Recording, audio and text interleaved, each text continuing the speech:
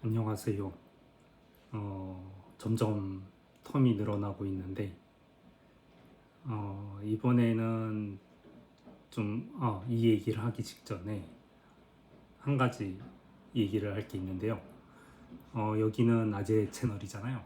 그렇기 때문에 아재로서 애들한테, 즉 그 젊은 친구들한테 전달했으면 좋겠다 싶은 내용이 좀 메인인 것 같아요. 그렇기 때문에 되게 재미는 없겠지만 그래도 이걸 좀 꼭 알고 갔으면 좋겠다 하는 마음에 몇 개를 올려드리려고 합니다. 첫 번째는 이 얼마 전에도 똑같은 얘기를 들었는데 그 저는 되게 지루한 걸 많이 시켜요. 즉 문제가 생기면 문제를 해결할 때까지 왜 문제가 이 문제를 접근을 잘못했는지만 지적하지 새로운 접근 방법이나 이런 것들을 알려주질 않고 계속 시키거든요. 그러다 보니까 이제 지름길을 알려주세요라던가 이걸 뛰어넘는 손쉬운 방법 없을까요라던가 하는 거를 자꾸 찾습니다.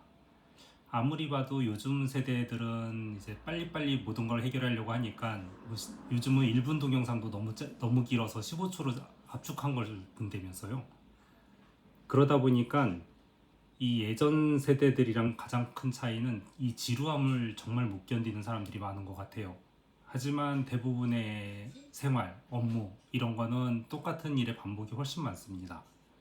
그러다 보니까 지루함을 효율적으로 해결해 나가는 스킬을 자기가 익혀야 되는 거지, 지루한 건 하고 싶지 않아요 라고 얘기를 하면 아마 할 수 있는 일을 자체가 없을 것 같아요. 그러다 보니까 지겹다 라는 생각을 갖기 전에 이 지겨운 일을 어떻게 하면 효율적으로 잘 해나갈 수 있을지에 대한 연구를 계속하는 거를 추천하고자 그런 얘기를 잠깐 드렸고요.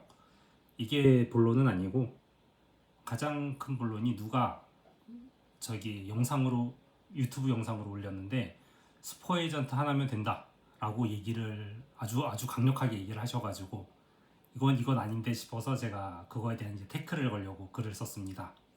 가장 중요한 거는 그쪽에서는 뭐 요즘 대형 프로젝트를 들어간 다른 사람들의 이야기를 들어봐서 자기가 한 게 아닌 것 같더라고요.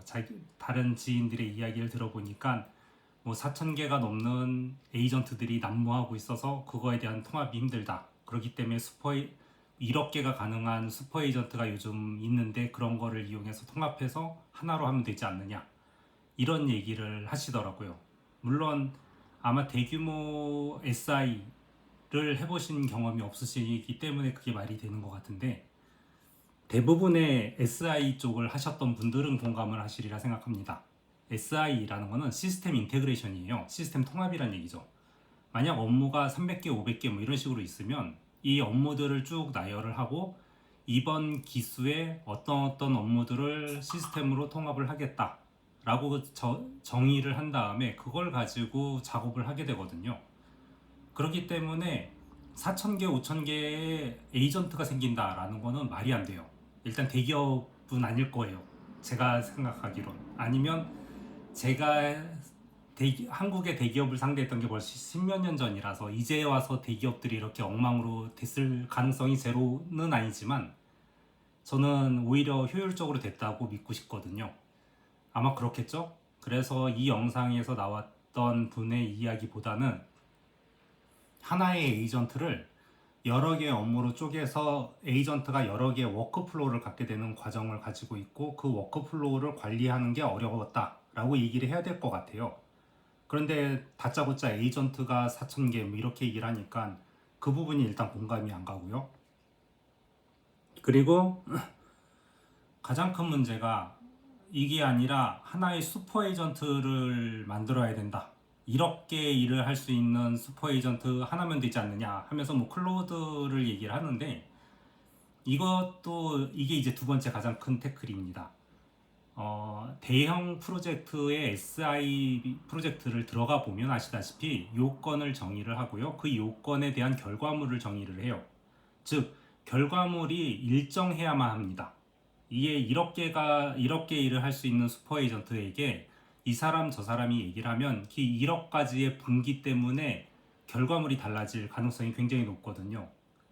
그렇기 때문에 이 말은 거의 성립하지 않는다고 봐야 돼요.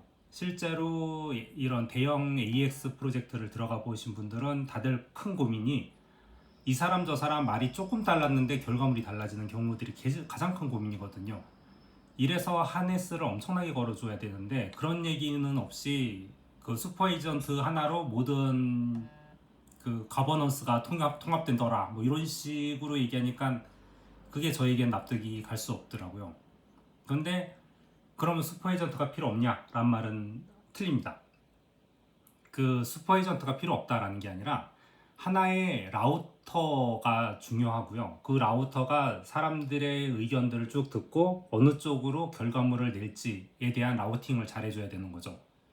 그래서 그런 의미로서의 이제 라우팅하는 그 오케스트레이터가 필요한 거죠. 그게 엄청난 능력을 가진 슈퍼 에이전트일 필요도 없고요. 오케스트레이터는 유저의 말을 받아들여서 현재 나와야 될 아웃풋에 가장 가까운 롤을 심어주고 그 롤이 룰이나 스킬, 워크플로우를 읽어가지고 이 업무를 진행을 해줘야 되는 거죠.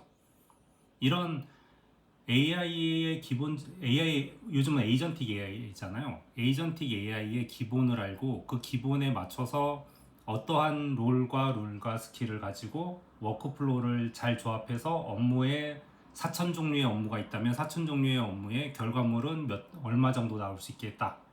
이런 걸 만들어서 내주고 그걸 통합 관리를 할 수 있어야지 이거를 에이전트가 개별인 것도 일단 이해가 안 가고요. 그러니까 일단 용어 자체가 잘못됐다고 저는 생각을 해요. 워크플로우가 4,000개다 그런 말이 돼요. 그리고 슈퍼 에이전트가 필요하다도 저는 용어가 잘못됐다고 생각하고요. 하나의 제대로 된 오케스트레이터가 필요하고 그 오케스트레이터가 각각의 워크플로우를 찾아서 가장 적합한 분기를 만들어주는 그런 역할을 해야겠죠. 이런 식으로 요즘 AX 하면서 너무 이 개나 소나 이런 표현 안 좋아하는데 너무 아무나 AX에 대해서 인기를 끌고 싶어가지고 자꾸 영상을 막 올려서 저도 자꾸 보게 되는데 AX라는 거는 좀 너무 뜬구름으로 생각하시면 안 될 것 같아요. 저도 가끔 이제 AX 하시는 분들 얘기하면서 저도 이제 AX에 대한 정의를 새롭게 올리시는 분들에 대해서 자꾸 이야기를 하고 있습니다. 어디 갔냐? 이런 식으로 베게스 엔지니어에 대한 이야기도 좀 있었고 이거죠. AX에 대해서 막 정의를 굉장히 많이 내리시는 분들이 있는데 AX 자체가 한국만 그런 것 같아요. 한국만 그런 건 아닐 수도 있겠지만 한국에서는 유독 많이 나오는 게 AX를 해요. 그러면 그 모든 환경이 다 바뀌어요. 즉 AX를 위해서 전산화가 되잖아요. 그러니까 뭔가 그 디지털이 안 됐던 건 디지털화를 시키고 해야 되기 때문에 UI가 바뀝니다. 그거를 모바일 디바이스에다 줘가지고 AI가 뭐야? IT도 잘 모르시는 분들이 그걸 받아서 쓰게 만들어요. 즉 아주 큰 예를 들어 보자면 그 농수산물을 수집하고 있습니다. 그런데 거기는 대부분 농산물을 그 뭐지 농경 일을 하시는 분들은 대부분 휴대폰도 제대로 활용 못 하시는 분들이 되게 많아요. 그렇기 때문에 거의 손으로 적기도 하고 하거든요. 그럼 종이에다가 손으로 적어요. 근데 한국에서 AX를 하게 되면 이 부분을 싹 걷어치우고 모바일 디바이스를 제공을 해줘. 그러면 유저들은 자기도 모르는 그 모바일 디바이스에 익숙해지려고 엄청 노력을 해야만 됩니다. 그게 당연하다고 생각하고 그게 없으면 또 안 되게 시스템 자체를 만들어 버리더라고요. 그런데 일본의 경우는 그냥 고객들이 손에다 종이로 막 작성을 했어요. 근데 옛날에는 OCR 툴이 별로 좋지 않아서 제대로 못 읽는 거를 사람들이 하나하나 체크를 해가지고 제대로 읽었는지를 체크하는 과정이 필요했죠. 하지만 AI가 들어오면서 그런 부분 과정도 AI가 체크를 해주게 됩니다. 더 웃긴 거는 이런 룰 같은 것들이 없다 보니까 사람들이 손으로 적을 때 그 일본어 같은 경우는 히라가나 카타카나 한자어 다 적용이 되잖아요. 그러다가 갑자기 라이스를 영문으로 안 적고 카타카나로 라이스라고 적을 수도 있어요. 쌀이라는 거를. 그런데 그러면은 그게 마스터 대장에는 없는데 요즘 AX에서는 그 마스터 대장에서 가장 유사한 걸 찾아올 수 있는 기능들을 넣게 되는 거죠. 그렇게 됨으로써 엔드 유저들은 아무 영향도 없이 자기가 하던 거 계속 하면 되는 거고, 그걸 중앙에서 관리해주고 유통해주는 시스템들은 그걸 더욱더 효율적으로 저희 정보를 입력하고 관리를 하게 되는 겁니다. 이런 부분들이 달라져야지, 이거를 앞에 있는 단말기를 주고 이 단말기를 활용해서 넣어주세요라고 얘기를 하게 되면 저는 AX의 의미가 더욱더 사라지는 게 아니냐. 그러니까 쓸 줄 아는 사람만 남겨놓고 나머지를 다 도태시키는 그런 식의 AX가 된다고 생각을 하고요. 그런데 제가 일본에서 일을 하다 보니까 일본에서는 이런 AX가 지금 있는 생활이 바뀌지 않지만 내부적 구조가 더욱더 효율적으로 바뀌어가는 그런 식의 구조를 만드는 쪽으로 많이 발전을 하고 있어요. 그렇기 때문에 겉으로는 또 안 보이니까 일본은 아직까지도 도장 찍는 문화냐 뭐 이러면서 이런 욕을 하시는 분들이 계시는데, 사실 도장 찍는 것까지는 유저들이 하는 거기, 여태까지 해왔던 거기 때문에 바뀌지 않도록 최대한 동일하게 하는 것 뿐이지, 이 내부 시스템들은 엄청나게 바뀌어 있거든요.